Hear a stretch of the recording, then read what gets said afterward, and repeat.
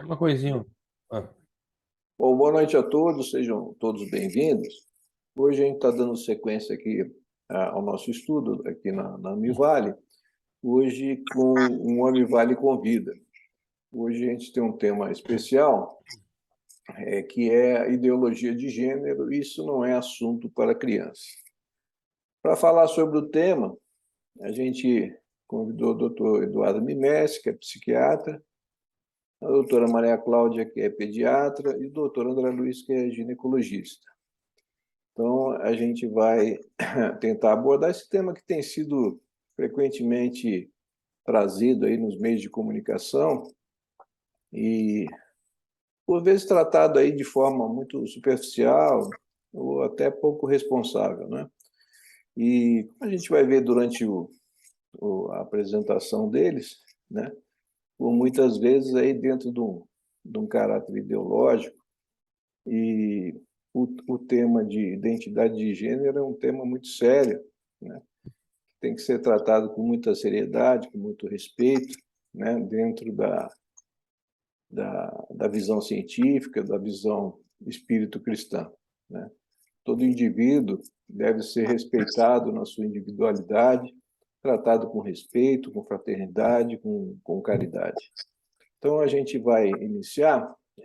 Quem vai iniciar é a doutora Maria Cláudia, aí ela vai fazer uma exposição, depois o doutor Eduardo Mimesi e depois o doutor André Luiz. Aí, no final, a gente tem umas perguntinhas, a gente bate um papinho também, guardar uns minutinhos para guardar, a gente bater um papo a respeito do assunto, tá bom? Então, vamos iniciar aí com a doutora Maria Cláudia. Boa noite a todos, né? A gente terminou ano passado no Amivale Convida falando sobre um tema muito importante, que era o aborto, né? E agora a gente volta e vamos falar sobre ideologia de gênero, né? Que, como o Newton já falou, é um tema que está muito em discussão na mídia. E eu vou falar sobre esse tema mais à luz da ciência, né? Então, para começar a nossa conversa, todos nós nascemos com sexo biológico, feminino, masculino. As pessoas cuja identidade de gênero não corresponde aos sexos biológicos do nascimento são denominadas transexuais ou transgêneros. E todo esse estresse, esse sofrimento, né, esse desconforto causado por essa discrepância é denominada ideologia de gênero ou disforia. Então, no meio científico, nós não nos referimos a essa situação como ideologia de gênero. Nós falamos incongruência de gênero ou disforia. E o que seria ideologia de gênero, né? Então, a ideologia de gênero é uma teoria, né, em que os fatores culturais e comportamentais eles são mais prioritários dentro dessa teoria do que o fator biológico. A referência teórica desse pensamento é a Judith Butler. A Judith Butler ela é uma filósofa americana, contemporânea, e a teoria dela favorece muito os padrões culturais e comportamentais. E dentro dessa teoria, ela faz uma desconstrução da identidade de gênero. Eu gostaria de ler para vocês. Eu acho muito importante a gente começar a fazer algumas reflexões sobre a definição de sexualidade dela. Então, ela diz assim: sexualidade é definida por uma ordem discursiva que não é dada naturalmente, mas por dispositivos políticos e sociais que regulam o comportamento de modo heteronormativo e tem como base a coerência entre sexo biológico, gênero e desejo, prática sexual. Nessa dinâmica, o ato de repetir ou subverter normas pré-definidas abre espaço para que o sujeito construa novas formas de estar no mundo. podendo provocar efeitos políticos no contexto social. Eu vou repetir essa partezinha aqui, ó. Então, o ato de repetir ou subverter normas pré-definidas abre espaço para que o sujeito construa normas de estar no mundo, podendo provocar efeitos políticos no contexto social, né? Eu sinto falta nessa definição dela, pelo menos nessa definição que ela cita aqui, de falar da sexualidade como uma dimensão humana, né? Falando sobre sentimentos, sobre emoções. Ela cita muito efeito social, sexualidade por uma ordem discursiva dada naturalmente. A questão que fica, né, é a seguinte: será que as crianças, né, a gente nasce com sexo biológico, será que nós também desenvolvemos e temos já uma identidade de gênero desde criança? Bom, entre 6 a 9 meses, uma criança, né, um bebê, ela consegue identificar quanto ao gênero vozes e faces. Aos 12 meses, ela já consegue associar vozes masculinas e femininas a determinados objetos típicos de cada gênero. Então, olha que interessante, né? Um bebê ele já consegue fazer isso. Ele escuta uma voz masculina ou feminina e já associa a objetos típicos de cada gênero. Isso naturalmente. Isso não foi ensinado por ninguém. Aos 17 e 21 meses, em torno de 1 ano e meio, a criança já se identifica como sendo menino ou menina e apresentam brincadeiras relacionadas ao seu gênero. Então, quando você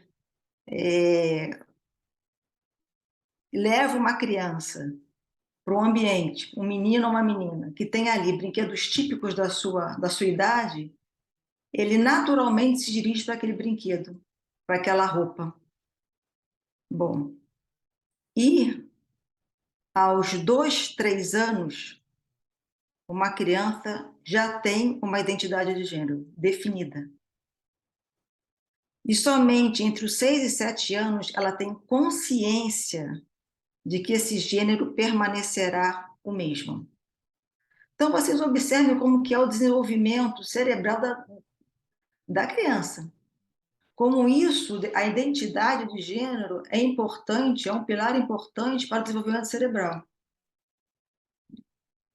É importante a gente também falar que na primeira infância é o grande crescimento, o grande desenvolvimento cerebral. Quase 80% do volume do cérebro de um adulto é determinado nesse período. Bom, e se a criança realmente tem, né, uma incongruência de gênero ou uma disforia? É um número bem pequeno de crianças, sim. A grande maioria vai se identificar com seu gênero biológico. E as crianças que não se enquadram, não estão de acordo com seu sexo biológico, 85% das crianças pré-púberes que não estão com conformidade de gênero voltarão a ficar satisfeitas com seu sexo biológico na puberdade. O que é um dado muito importante que a gente tem que falar isso para os pais, para as famílias, para todos aqueles que lidam com criança.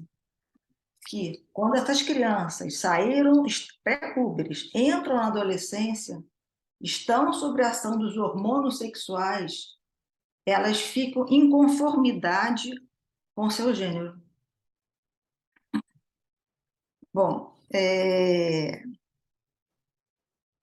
outra coisa importante para a gente falar é que realmente algumas crianças, quando, principalmente os adolescentes, que começam a sentir uma disforia ou uma incongruência de gênero já na adolescência, essas crianças e esses adolescentes tendem sim a ter uma disforia ou uma incongruência de gênero.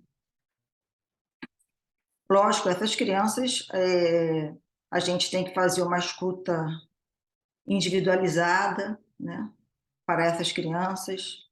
Infelizmente, isso é inaceitável. Muitas delas ainda sofrem isolamento social, ainda sofrem bullying, ainda sofrem violência. E para essas crianças que têm uma disforia, a gente precisa, muitas vezes, por causa dessas situações, encaminhá-la para um acompanhamento psicológico e, às vezes, até um acompanhamento psiquiátrico. O diagnóstico dessa situação, ela é dada por uma equipe multidisciplinar, né, através de vários critérios diagnósticos. O pediatra não é o profissional que trata desses pacientes, que acompanha esses pacientes, ele faz parte de uma equipe, ele encaminha para um atendimento multidisciplinar, né?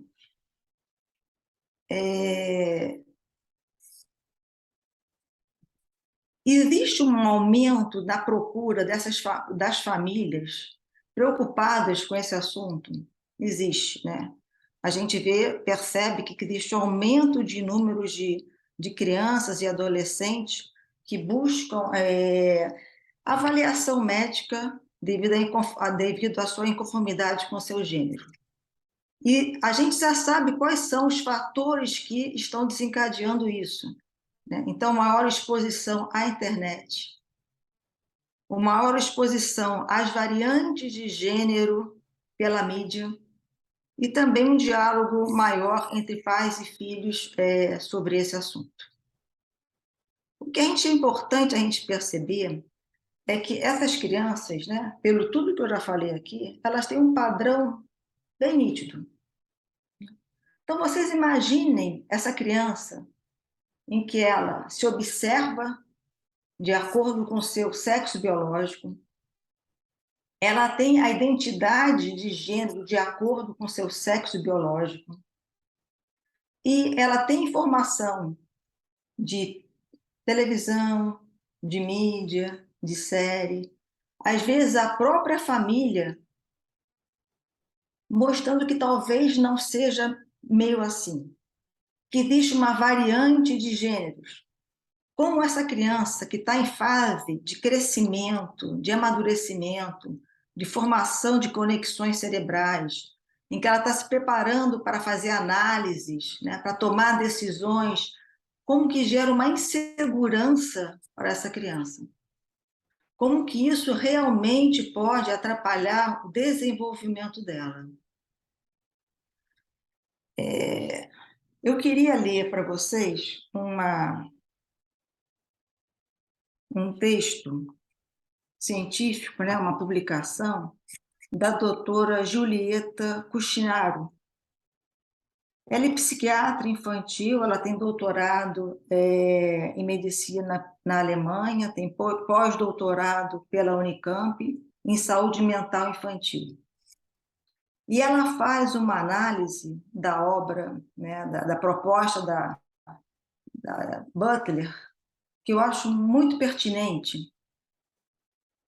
Então, ela diz assim: o conceito de constância de gênero, embora central para a proposta de Butler, é apenas citado, mas não explicado. Desta forma, não é colocado explicitamente que o que está sendo proposto é uma interferência no desenvolvimento infantil. Isso é muito sério, né? Você imagina uma criança que está com todo o seu desenvolvimento saudável receber uma interferência nesse sentido. Ela continua. A identidade de gênero é um dos principais pilares de identidade da criança. E seu desenvolvimento ocorre de forma natural e descomplicada na imensa maioria dos casos. Negar à criança a autoevidência óbvia que ela constata observando o seu próprio corpo, provavelmente seria perturbador e traumático. Isso aí é o parecer de uma psiquiatra infantil. E ela termina assim: como profissionais que trabalham com crianças, consideramos que os princípios propostos por Butler, se aplicados durante o desenvolvimento infantil, constituem uma forma de abuso. Uma forma de abuso. Devemos proteger as crianças desse tipo de interferência para que elas possam crescer livres e saudáveis. Eu concordo plenamente com essa análise que ela faz, né? Eu acho que a gente precisa deixar as crianças livres, né? E respeitar a sua evolução física e emocional. Esse período da infância, o que a gente deve promover, estimular as crianças é elas a brincarem, né? Estudar, desenvolver habilidades musicais, o altruísmo, né? A empatia, a solidariedade, a se expressar como elas quiserem, a buscar a felicidade. Então, eu acho que essa discussão não deve ser trazida para o período de infância. Eu acho que nós devemos deixar para tratar disso quando elas tiverem mais maturidade para lidar com esse tema. Então, é isso que eu tinha para conversar com vocês a respeito da disforia, e a gente depois continua no nosso bate-papo aí no final das apresentações. Essa colocação é interessante, né? Exatamente isso. A criança ela tem que vivenciar a infância, né? Não trazer esses temas que não fazem parte do mundo delas, para que não possa esses temas aí vir interferir no próprio desenvolvimento emocional, psíquico da criança, né? Mas vamos dar continuidade agora com o doutor Eduardo Nimesi. Eduardo, isso aí caiu a Boa conexão noite a dele. todos. Boa noite. Tá ok? Bom, boa noite a todos, né? Eu acho que é algo bastante importante da gente poder pontuar, né? Que a gente acaba vendo hoje na clínica um número mais crescente em relação a isso, né? É interessante de se observar que, na verdade, está se buscando, como a fala até de alguns amigos de algumas pessoas, que já colocam, estão buscando criar problema onde não tem. Eu queria trazer também alguns números que são bastante interessantes. Isso é do compêndio de psiquiatria, do último compêndio de psiquiatria que a gente tem, que vai dizer que, assim, né, de acordo com o próprio DSM-5, que é o que a gente se baseia em relação ao estudo e aos diagnósticos na psiquiatria. Então, né, de acordo com o DSM-5, a disforia de gênero, né, como a gente acaba estudando, ela acaba tendo uma prevalência em pessoas que são designadas como masculinas de 0,005 a 0,014%. E nas que são designadas como femininas, de 0,002 a 0,003.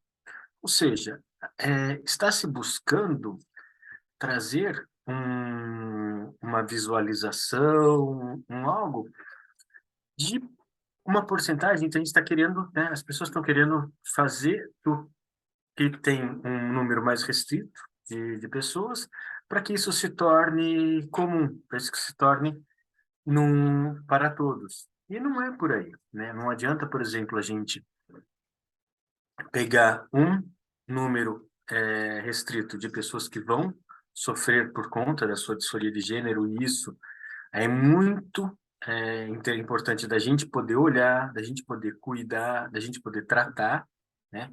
E para poder dar todo o suporte, todo o apoio para essas crianças, para essas pessoas, para que elas possam se desenvolver e estar participando da sociedade da melhor maneira possível. Isso tudo feito, né, com a família, com amor, com dedicação, que é o que a criança precisa. Agora, acaba sendo um pouco controverso a gente querer usar a minoria para fazer isso como regra, né? Volto a dizer, não que a gente não deva ter essa atenção, esse cuidado, esse respeito, como se deve com todos os seres humanos, né?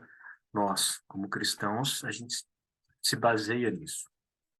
Só que precisa se olhar por um outro prisma, né? Trazer com que a criança consiga se desenvolver da maneira com que ela vai se desenvolvendo normalmente, primeiro.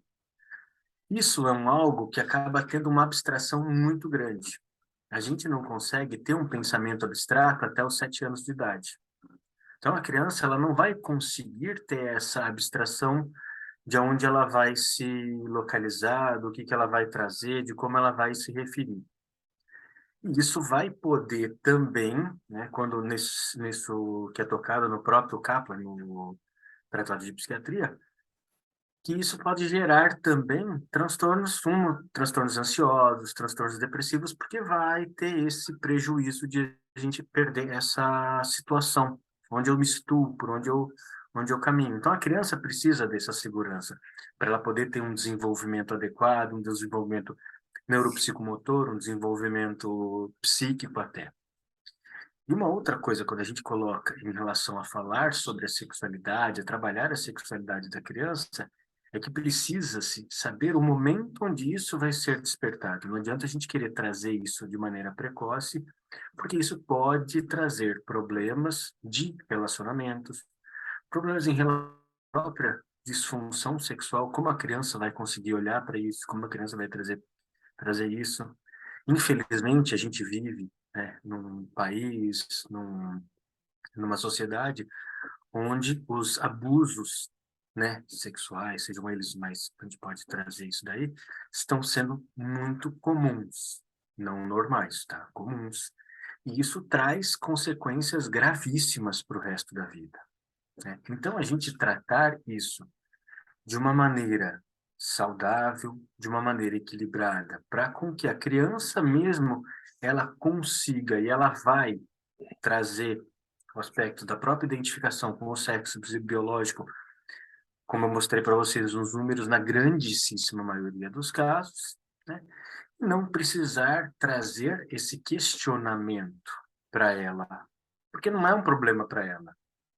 Para alguns, sim, isso vai precisar necessariamente, como até a Cláudia colocou, de cuidados.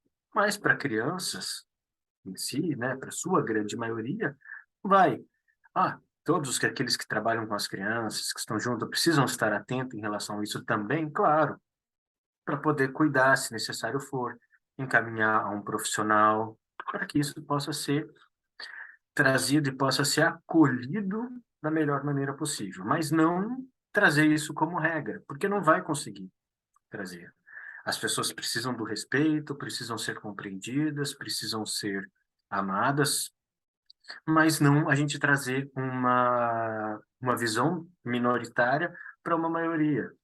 E a gente conseguir incluir e ter uma equidade, um equilíbrio na sociedade com todos, com a capacidade de cada um, com a maneira de cada um lidar, né?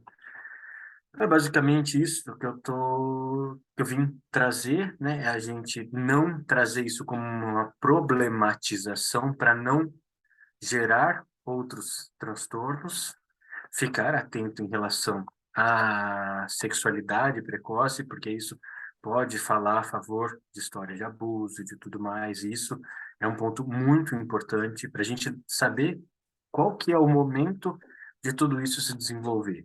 No próprio desenvolvimento da personalidade da criança, no desenvolvimento dela, até em relação à própria puberdade, tudo, e a identificação dela com relação a isso. E acolher aqueles que estão com a sua disforia, com tudo isso. Então, obrigado pelo espaço, eu agradeço o momento. Essa colocação do Eduardo aí é bastante importante aí a respeito de, ele colocou aí a percentagem, né, de crianças com esse problema de disforia, a gente vê que é uma pequena minoria mesmo, que realmente tem esse problema realmente. E a gente, como ele diz aí, não trazer esses problemas, não generalizar e trazer esses problemas para aqueles que não têm, que não necessitam nenhum tipo de atendimento em relação a isso. Bom, a gente vai dar continuidade agora. Agora o doutor André Luiz vai dar seguimento aqui ao nosso encontro. Bom, boa noite a todos, né? É um assunto extremamente delicado, sem dúvida nenhuma, porque envolve aí algumas ideologias, né? Questões que estão sendo impostas à sociedade, superdimensionamento das coisas. Nós estamos vivendo um momento muito crítico na nossa sociedade. Nós espíritas sabemos bem disso, porque isso nos foi.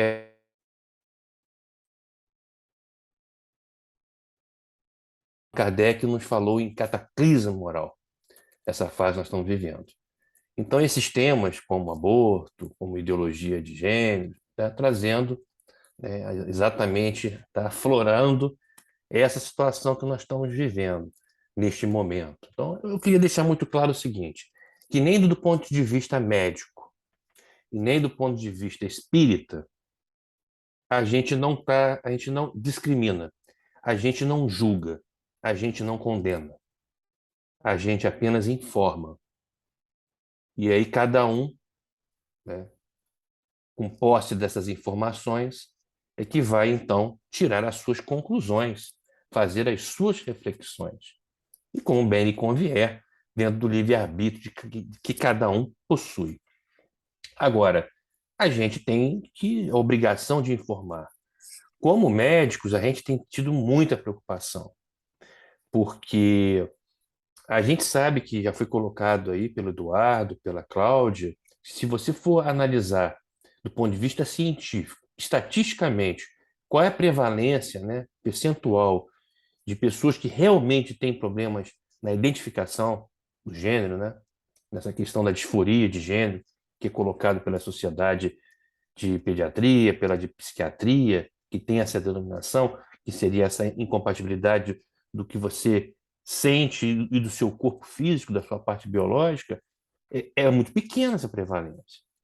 Então, a gente sabe também que a gente vive, né, um momento da atualidade, que já vem de há algum tempo, dos modismos, né?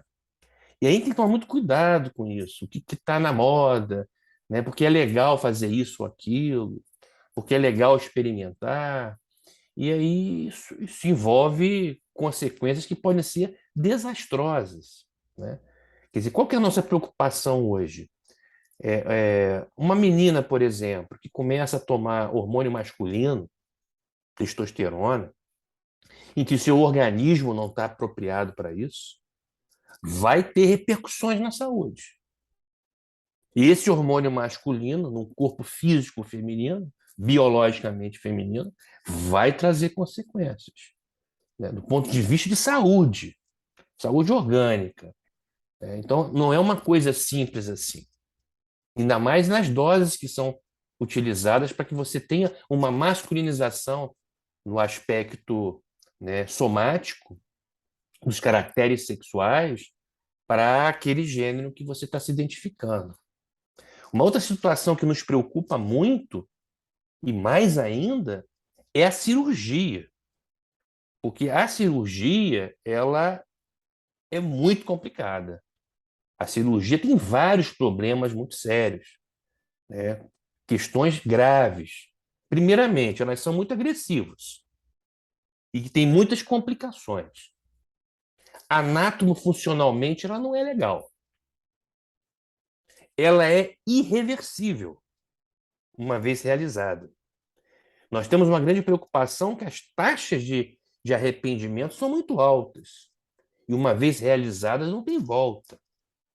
Isso tem gerado taxas de depressão, de transtornos na mente graves, e que tem levado a suicídio, inclusive. A suicídio. Então, olha a questão como ela tem uma dimensão muito importante. Então, não pode ir na onda do modismo ou na onda de algumas ideologias. muitas vezes ideologias equivocadas e imposições dentro de uma sociedade, né? Então, assim, essas são informações do aspecto médico-científico que nós estamos muito preocupados, nas repercussões do ponto de vista de saúde, né, para esses adolescentes, principalmente, né? Então, esse é um fato importante. Agora, eu gostaria de abordar rapidamente aqui, dentro do tempo que a gente tem, é da visão espírita, né? Que já que os dois colegas, tanto a Cláudia como o Eduardo, eles abordaram mais a questão médico-científica, então eu gostaria de tomar um pouquinho mais do meu tempo para a visão espírita dessa história toda, porque é interessante, porque a visão espírita, ela é muito esclarecedora. Ela é muito esclarecedora. Ela nos explica a fundo o que tem por trás disso aí. Lembrando que o que tem por trás diante da situação real, da incongruência, da disforia, em que a prevalência é muito pequena.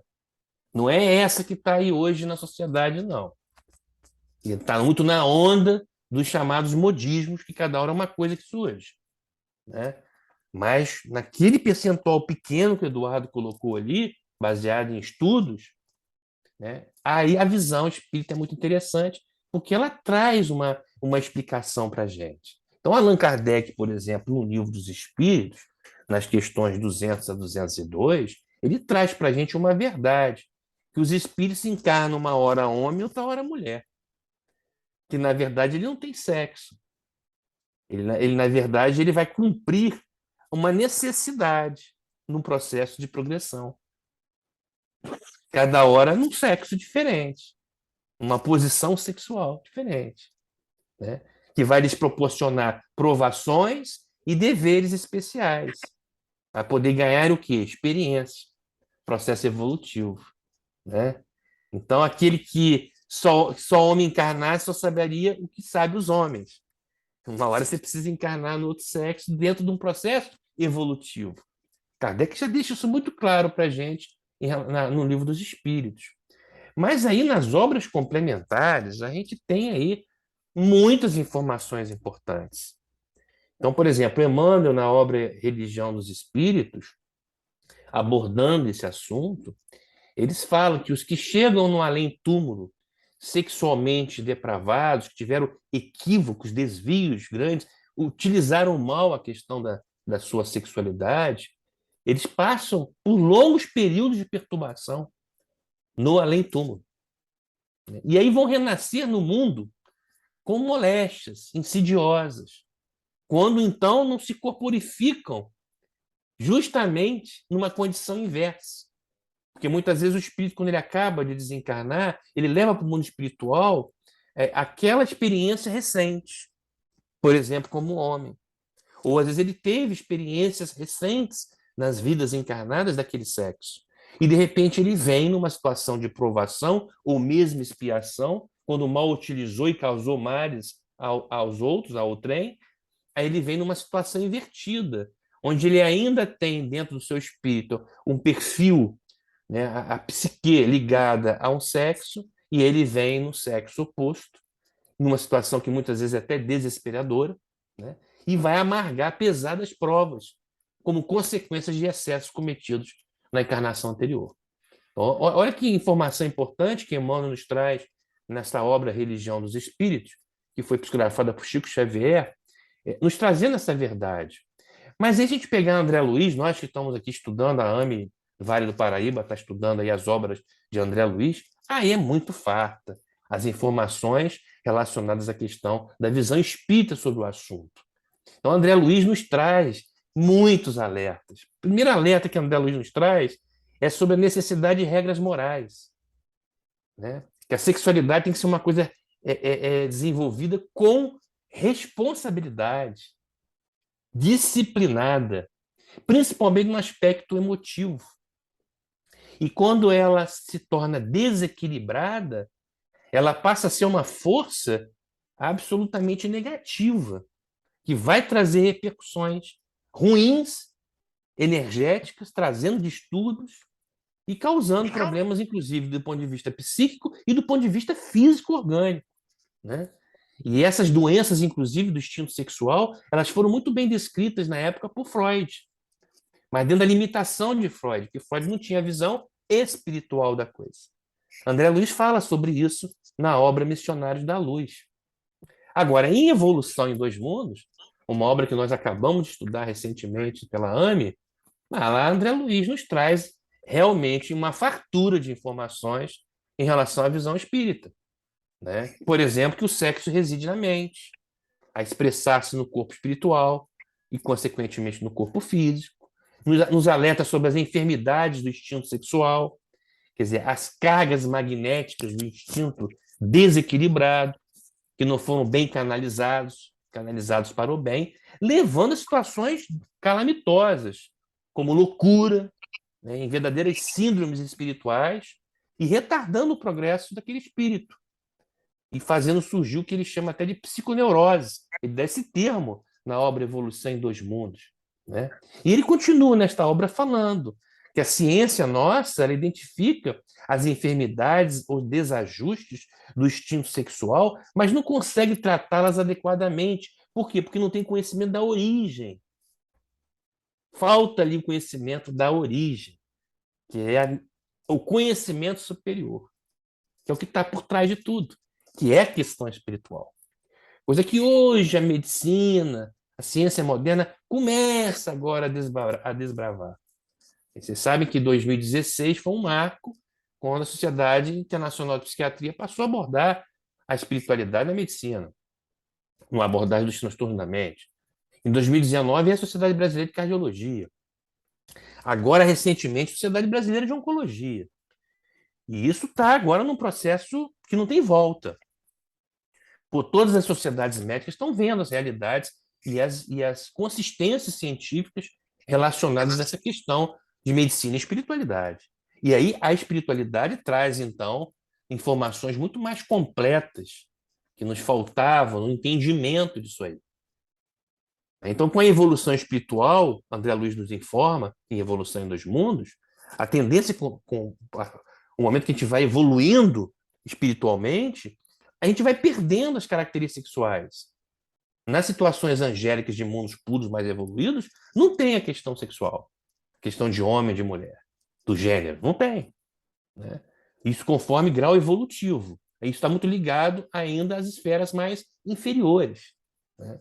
E é muito interessante, porque olha como que esse assunto é tão importante. Em todas as obras de André Luiz, as 13 obras da série Mundo Espiritual, as 13 principais, em todas elas André Luiz aborda essa questão das energias genésicas, da questão da sexualidade, da questão do gênero, né? Tem uma obra específica dessas 13 que é só sobre isso, que é Sexo e Destino. A obra toda sobre isso, de André Luiz, psicografada por Chico. E tem também uma, Vida e Sexo, de Emmanuel, também psicografada por Chico, que fala só sobre isso. E aí traz algumas informações muito importantes. Essa de Sexo e Destino, por exemplo, André Luiz nos informa que inúmeros espíritos, olha só, hein, inúmeros espíritos reencarnam em condições inversivas, seja no domínio de lides expiatórias ou em obediência às tarefas específicas. Quer dizer, homens e mulheres podem nascer homossexuais ou intersexo, aditando que a alma reencarna nessa ou naquela circunstância, para melhorar e aperfeiçoar-se, mas nunca sob a destinação do mal. Isso é muito interessante, porque nessas questões todas que envolvem orientação sexual, identidade de gênero, nós não estamos falando em caráter. Absolutamente, né? Você pode ter indivíduos vivendo esse tipo de situação e absolutamente pessoas do bem, pessoas corretas, idôneas. Não podemos misturar as coisas. Nós estamos querendo fazer um entendimento do porquê que acontece isso, num percentual muito pequeno da realidade, né, que acontece em termos de prevalência, né? E aí o espiritismo, a doutrina espírita, nos traz um conhecimento muito mais profundo. Em Sexo e Destino, André Luiz nos fala que o espírito imortal, que com idade, às vezes, multimilenárias, em experiências complexas, que obriga a própria ciência terrena a proclamar que a masculinidade e a feminilidade totais, elas não existem. Isso é muito claro no nosso dia a dia. A gente vê que todo mundo, né, quem é do sexo feminino, tem um pouquinho do masculino e vice-versa. Porque nós somos espíritos viajores, que uma hora estamos aqui numa carne, outra hora estamos em outra carne. Numa hora vindo como homem, outra hora vindo como mulher. Então nós temos perfis que misturam um pouco, né, um do outro. E André Luiz traz essa verdade espiritual nessa obra Sexo e Destino, né, nos trazendo aí um aspecto do ponto de vista psicológico, muito importante. Né? Em espírito, eles apresentam certas percentagens mais ou menos elevadas de características viris e feminis em cada indivíduo, o que não assegura a possibilidade de comportamento íntimo normal para todos. Então, o que é conceito de normalidade? Né? Não pode ser dado para todos, porque você vai ter espíritos que estão naquela vivência ali, com um perfil mais relacionado àquele corpo,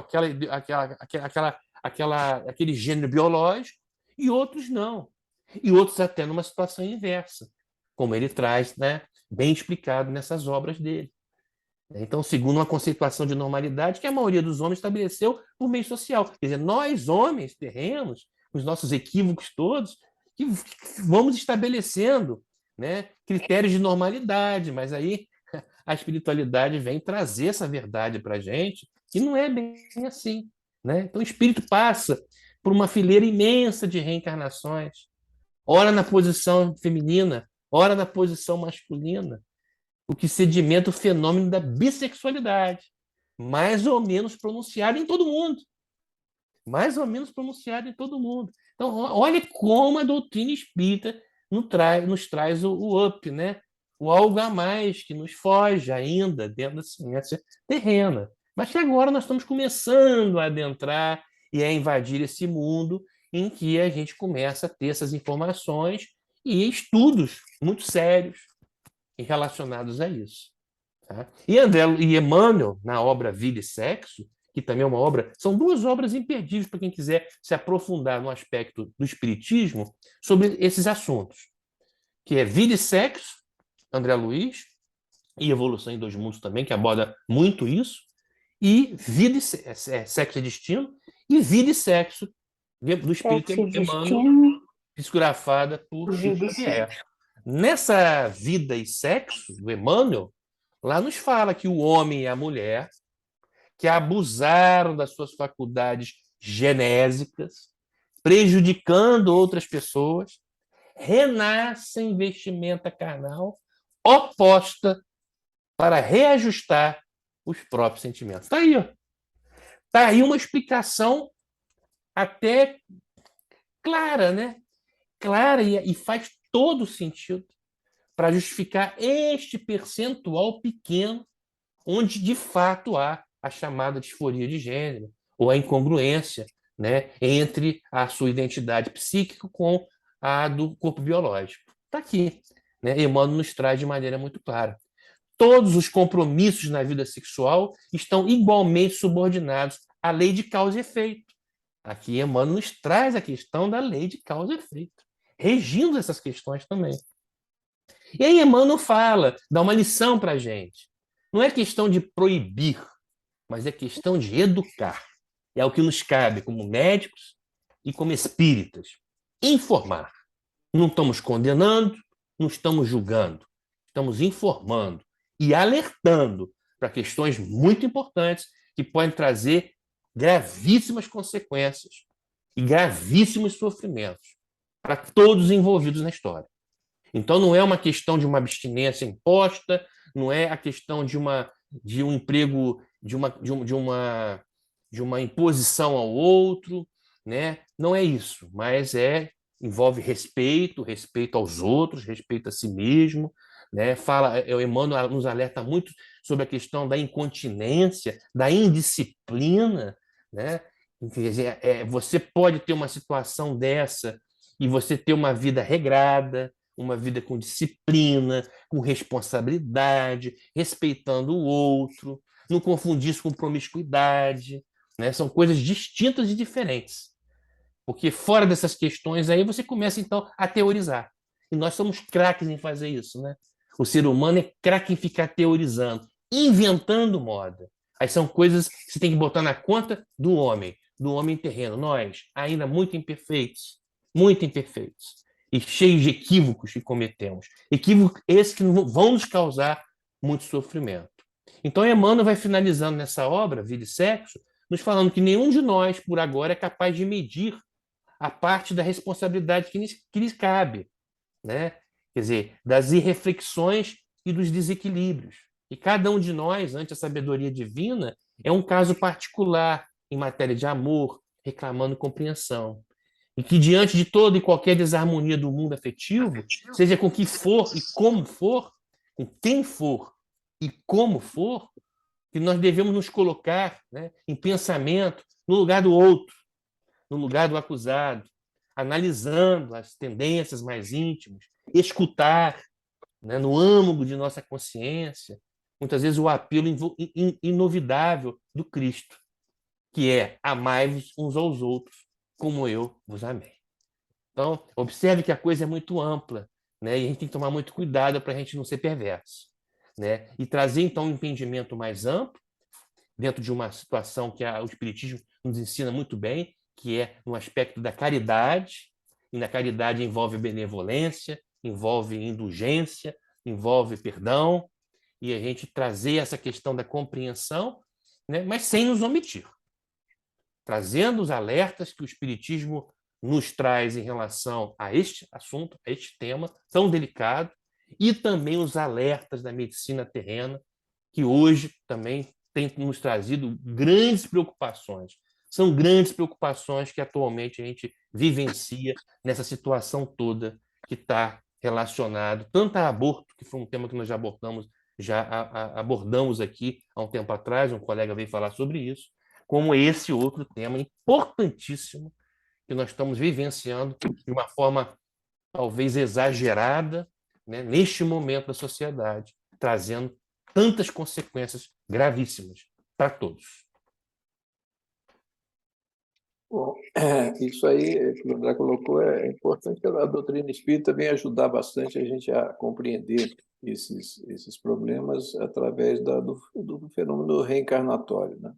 Então, ela joga uma luz aí importante em cima desse problema, nos ajudando aí a compreensão melhor dessa problemática aí. A gente vai ter uns minutinhos aqui para pergunta. Eu tenho uma curiosidade aí, fazer algumas perguntas. Eu queria fazer uma pergunta primeiro para a Cláudia, porque diante da massificação aí desse tema, que a gente viu que é um tema que realmente aflige uma quantidade mínima de pessoas, mas ele tem sido intensamente massificado aí nos meios de comunicação e tal. Se está havendo uma maior busca dos pais preocupados com esse problema de incongruência de gênero, se está havendo uma preocupação, às vezes, talvez até exagerada, dos pais buscando os pediatras em relação a esse tipo de questão. Nilton, eu trabalho com crianças, sou pediatra há uns 33 anos. O que a gente vê realmente é um aumento muito grande de procura. Porque as famílias estão muito perdidas. As famílias estão muito perdidas, né? Estão problematizando algo que nem o Eduardo disse, que não precisa ser problematizado. Então, a grande maioria das crianças vai ter um desenvolvimento de acordo com o seu sexo biológico. Então, a gente tem que deixar bem claro para essas famílias que isso é natural. A gente tem que respeitar o tempo das crianças, tem que deixar elas evoluírem naturalmente, entende? E não problematizar demais essa questão, né? E a gente sabe quais são os fatores. Tem trabalhos científicos que mostram quais são os fatores que estão desencadeando isso na criança. Maior acesso à internet, tá? Maior exposição às variantes de gênero e esse diálogo entre os pais e os filhos. Às vezes eu vejo cada absurdo, às vezes os pais colocam o nome neutro nas crianças. Li um caso outro dia de uma família que cada hora ela coloca a criança com uma vestimenta. Você imagina a cabecinha dessas crianças, né? Porque a grande maioria está em conformidade com o seu sexo biológico. Ela se vê, ela se percebe naquela situação. né? Ela sabe qual é o seu sexo. Ela se identifica com esse sexo desde os 2 aninhos. É natural. Você coloca uma criança num ambiente com brinquedos, com roupas, naturalmente, isso é natural. Uma menina, normalmente, ela pega uma boneca. Não significa que se o menino pegar uma boneca tem algum problema, não, ele é criança.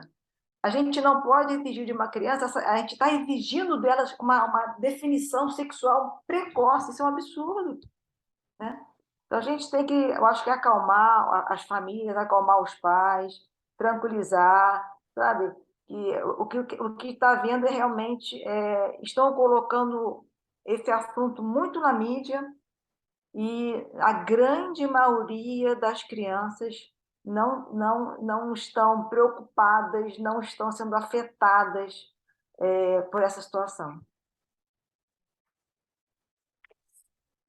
Queria fazer também uma pergunta para o Eduardo aqui, que assim, essas crianças com suspeita de disforia, a maioria delas elas vão permanecer assim na adolescência e na vida adulta, ou se aquilo vai se resolver, na maioria das vezes, espontaneamente, com desenvolvimento biológico, hormonal, aquilo vai realmente tomar um caminho natural e isso vai, vamos dizer, se resolver por si só. Na grande maioria dos casos, isso se resolve, né? Essa identificação, que às vezes, né, no processo de transição, ou mesmo, né, na própria adolescência, que vai e tem uma certa afinidade com os próprios amigos ali do mesmo gênero, tudo, isso a pessoa consegue ter essa resolução de maneira natural, não é algo que vai perdurar, né? É um processo que a própria natureza, o organismo, ele vai se desenvolver, né?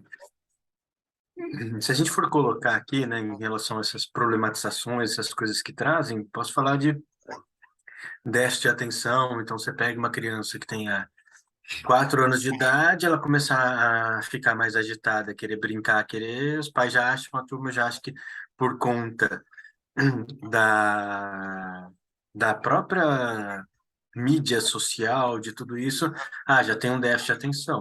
Não é. Adultos também acabam, né? Porque isso acaba sendo vendendo-se em cima disso. Então, a gente precisa estar atento que a própria natureza, que o próprio ser humano vai se direcionar de maneira tranquila, né? E como a gente colocou, naquela porcentagem bem pequena, que é de 0,005%, 0,014, 0,002, 0,003, precisa se cuidar e vai precisar depois, porque essas pessoas vão poder desenvolver transtornos, tudo mais também, e aí a gente precisa ter esse olhar. Mas na grande maioria dos casos isso vai evoluir naturalmente, se identificando com o próprio sexo biológico, não tendo nenhum outro problema. Uma outra questão que eu queria colocar também para o André, aí, como especialista em reprodutor e tal, na mídia aí às vezes é muito colocado que essas terapias hormonais, cirurgia de mudança de sexo, como se fosse uma coisa simples, banal, que se faz, desfaz e não tem muitas consequências, né? O que ele poderia dizer aí para o público que está vendo, a gente leigo e tal, se realmente isso é uma coisa simples e isso é fácil, não tem consequências e essas cirurgias são, como você já tocou aí na sua apresentação, mas esmiuçar um pouquinho mais isso para a gente. Não, não é simples não, Nilton. Não é simples não. Longe de ser simples e está trazendo muita preocupação para a gente. Muita preocupação. Essas reposições hormonais, porque a gente sabe que você tem, até do ponto de vista cerebral, orgânico, né? Receptores e toda uma fisiologia envolvida de acordo com o seu sexo biológico. Então, não é uma coisa simples. E existem consequências. E essas consequências estão sendo visíveis. E progressivamente estão sendo vistas isso. E à medida que isso está aumentando em quantidade, em frequência, com muitas pessoas utilizando, muitos usando, inclusive, por conta própria, né? Hormônios que nem são ainda regulamentados, muitos deles, sendo comprados e utilizados aí no mercado negro, vamos dizer assim, sem nenhum tipo de controle. Isso é catastrófico, é perigosíssimo, traz problemas sérios de saúde, né? A cirurgia é irreversível, ela é mutiladora, né? Ela tem trazido consequências também em vários aspectos. As coisas são muito sérias, são muito graves. E as pessoas parecem que estão brincando com isso. Como isso, não, isso é tranquilo. Não, é besteira. Isso é preconceito. Não é bem assim. E outra coisa, a gente está vendo a coisa tomando um rumo que está me dando a impressão, não sei se dá para vocês, eu gostaria até que vocês comentassem, mas parece uma questão meio política ideológica. Está virando um movimento político ideológico. Quer dizer, estão brincando com a saúde, porque isso não é para misturar as coisas com o movimento político ideológico, né? E a gente fica muito preocupado com as nossas crianças. Eu acho que os pais têm que estar preocupados, sim, cuidar melhor dos seus filhos. Nós estamos passando uma fase que já vem de um certo tempo que ninguém tem tempo para cuidar dos filhos, nem o pai nem a mãe. Trabalha o dia inteiro, sai de casa cedo, volta à noite, não tem pai, não tem mãe em casa, né? E aí terceiriza a educação dos seus filhos. E vão ser criados aonde? Né? Por terceiros, né? E isso não substitui. Aí você passa a responsabilidade de questões éticas, né? De questões que é a família que tem que dar, não é no colégio, entendeu? Então, assim, é muito complexo o que nós estamos vivendo nesse momento. É muito preocupante, muito preocupante.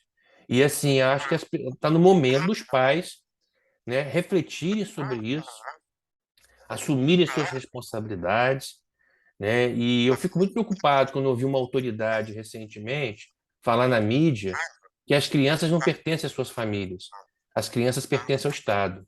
Eu fiquei horrorizado quando eu vi isso aqui no Brasil, uma autoridade falar isso. É muito preocupante esse tipo de afirmativa e preocupante do que isso possa vir a representar para a nossa sociedade num futuro muito próximo de coisas absurdas que a gente vê aí em outros países. Então, a gente está vivendo um momento realmente muito confuso, muito perigoso. Então, está na hora de a gente levantar nossas antenas, estarmos alertas e tomar muito cuidado para a gente não ir para caminhos aí muito complicados e depois serem né, retomados, de serem revertidos. E aí as consequências maléficas já estarão aí, né? Então tem que tomar muito cuidado. Então é uma questão. Por isso que a doutrina espírita é uma bênção, né? Porque ela nos traz essa questão do acolhimento, do amparo, sem julgar, sem condenar, nos preconizando a amar. Mas assim, a doutrina espírita é legal porque ela não aceita tudo. Ela não condena nada, mas ela não aceita tudo. Ela traz as verdades e as informações. Aí cada um, obviamente, tire suas conclusões, faça suas reflexões. Mas eu acho que é muito importante tocar nesses assuntos, sim. As pessoas parecem que atualmente estão com medo de falar sobre isso. E aí nós estamos vendo as consequências horrorosas, né? Os pediatras estão vendo isso, os ginecologistas estão vendo isso, os psiquiatras estão vendo isso e estão vivendo isso na pele, no seu dia a dia e nos seus atendimentos. O André, uma outra questão que eu acho muito preocupante, até queria ouvir a opinião aí do Eduardo e da Cláudia a respeito disso, é essa massificação da erotização infantil, tanto nos meios de comunicação como na própria escola, né? Isso eu vejo isso como um tema também muito grave, né? Que eu acredito que isso possa trazer consequências aí muito importantes aí para a criança, essa erotização que sistematicamente a gente está vendo, né, nos meios de comunicação, né, e na própria escola, através de material escolar.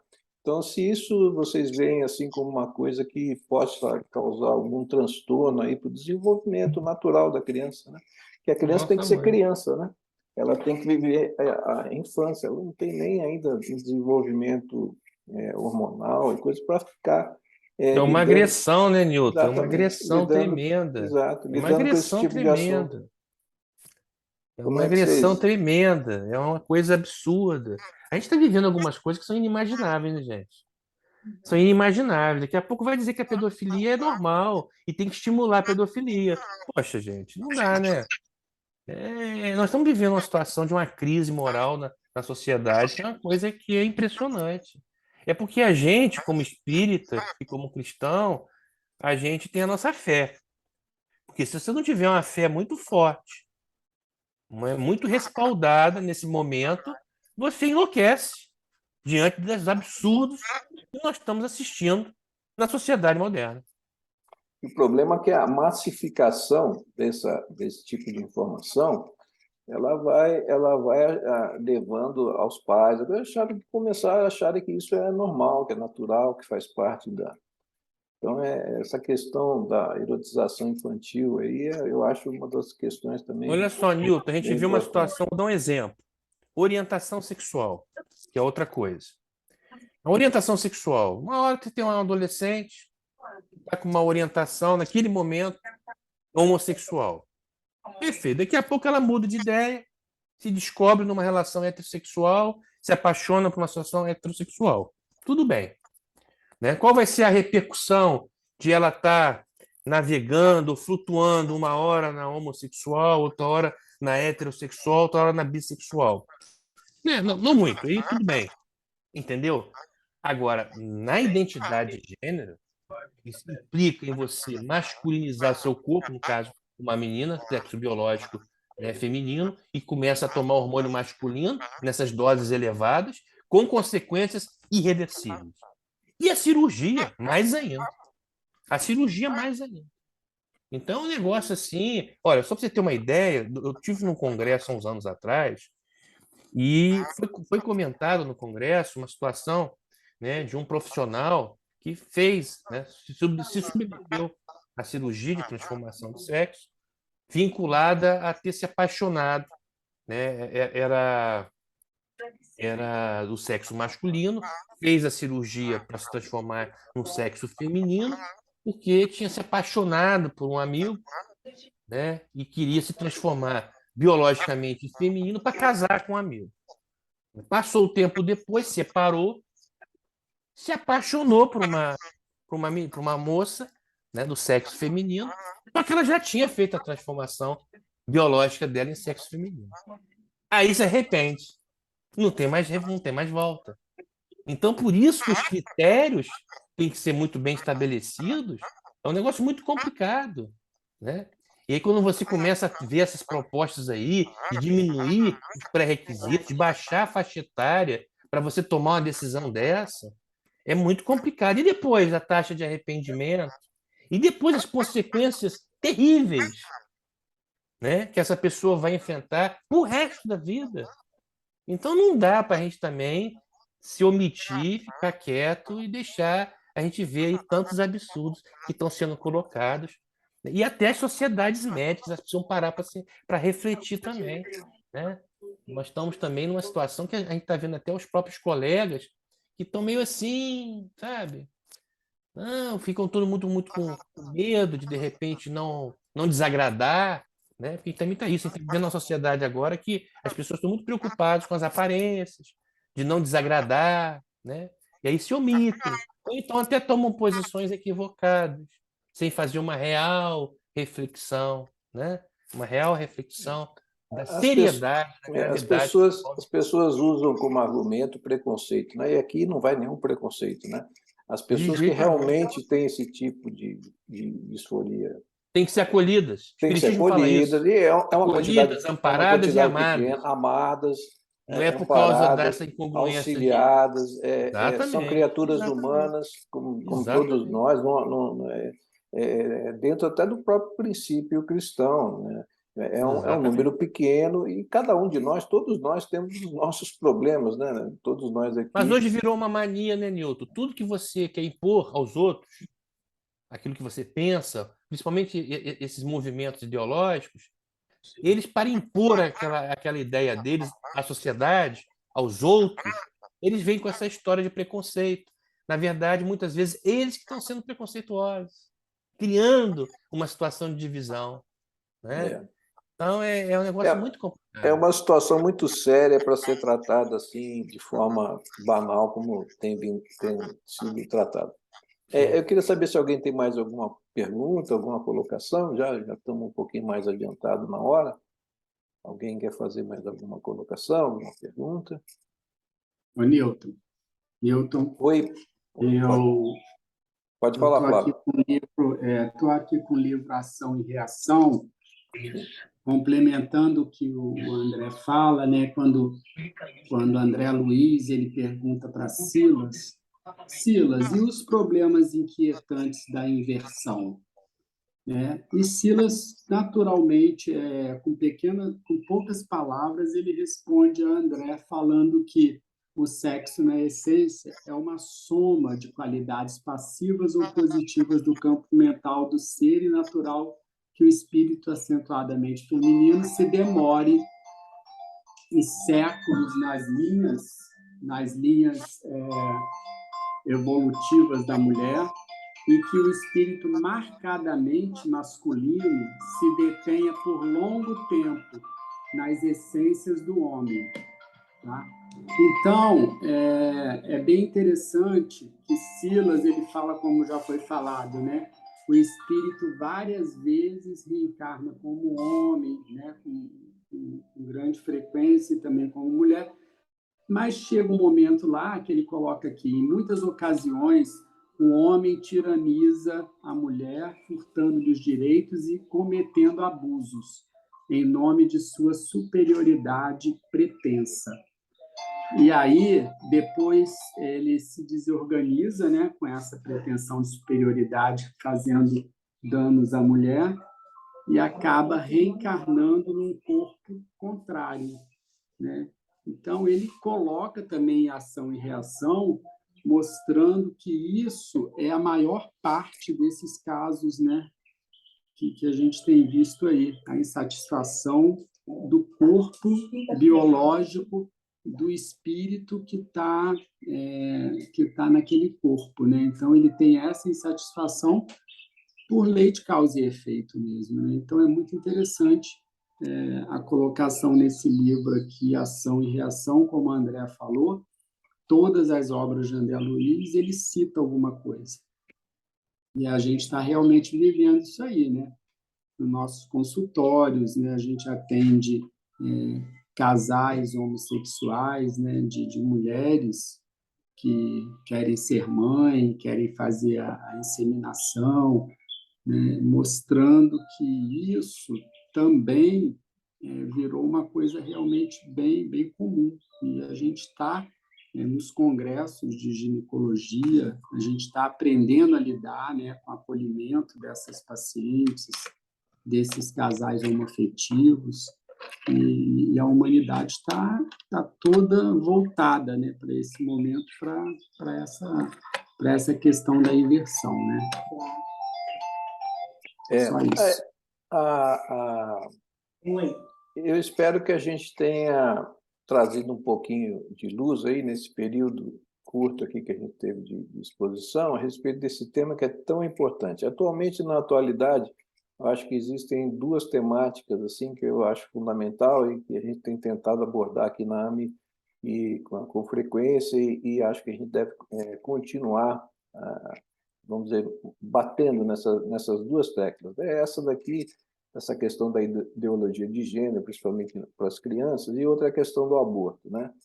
Então, são duas questões muito importantes aqui na realidade que a gente está vivenciando aí nos dias de hoje, e a gente tem para quem quiser, em relação ao aborto, a gente teve no penúltimo Homem Vale Convida, uma palestra bem interessante do Dr. Felipe Sá, a respeito do aborto. E está no nosso canal do YouTube. Quem tiver interesse também de acessar ali, está no canal ali, do nosso canal, e está de fácil acesso. São dois temas aí que eu acho bastante pertinentes aí no nosso momento atual aí que a gente está vivendo.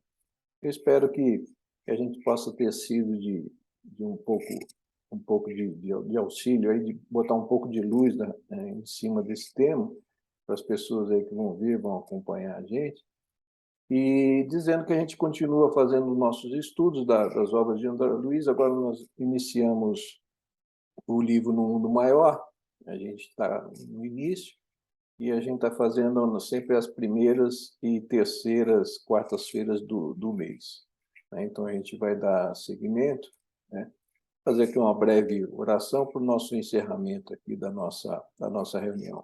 Vamos elevar nosso pensamento a Deus, a Jesus, pedindo o amparo, assistência, para que todos nós, criaturas ainda imperfeitas, com as nossas dificuldades, com as nossas imperfeições, possamos, sob a luz de Jesus, trilharmos caminhos mais felizes, onde possamos cultivar o entendimento, a compreensão, a tolerância, o respeito entre todos nós, seres humanos, e que possamos, no futuro, buscar dias mais felizes e mais saudáveis, à luz do entendimento que a ciência nos traz, que a doutrina espírita nos traz, e, fundamentalmente, através do Evangelho do Cristo. Agradecemos aí a todos a presença, em especial ao doutor Eduardo, doutora Cláudia, doutor André, que expuseram o tema aí de maneira tão clara e tão brilhante, agradecendo aí a presença de todos e agradecendo aqueles também que estão nos vendo e nos acompanhando aí no nosso canal do YouTube. Então, eu vou encerrando a nossa reunião, desejando aí uma boa noite a todos e até o nosso próximo encontro.